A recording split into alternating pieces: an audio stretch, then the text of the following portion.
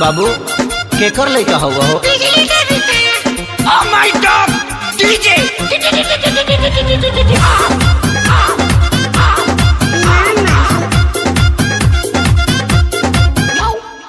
जहिया से आइल न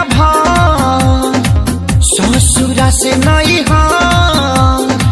जहिया से आइल न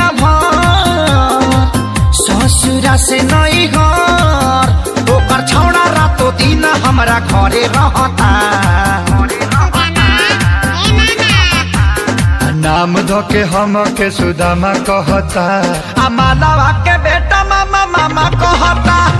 नाम धोके हम के सुदामा कहता, आ मालवा के बेटा मामा मामा कहता।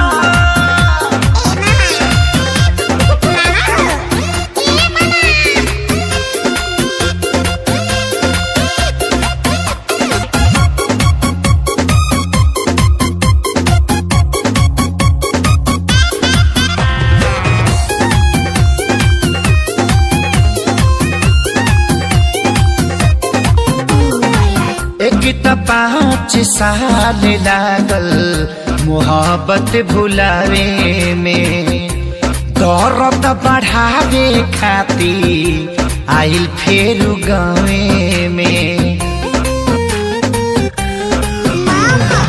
एक त 5 साल लागल मोहब्बत भुलावे में, दर्द बढ़ावे खाती आइल फेर गावे में। मन करे खाली जहां हमरा पर टूटल बा कहर, अपना माई के उ सोना हमके तामा कहता।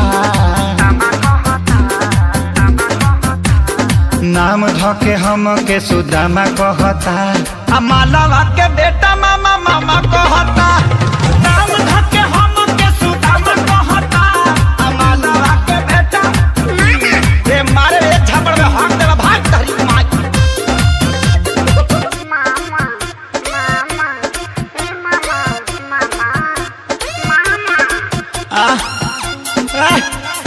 करे ते पैदा भइल बड़ी हमरा के डिस्टर्ब करे खातिर भग भग गया यहाँ से।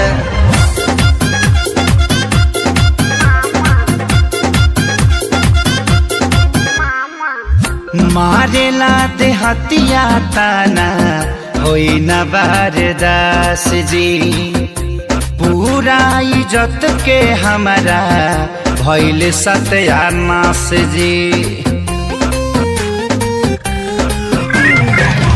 मारेला ते हतिया ताना होई न बारदास जी, पूरा इज्जत में भाई हो गइल बास जी। कैसे मिलाई हम न रहिले रातो दिन घर, खेसरिया के फाटल पाए जामा कहता। नाम धोके हम के सुदामा कहता, आ मालवा के बेटा मामा मामा कहता।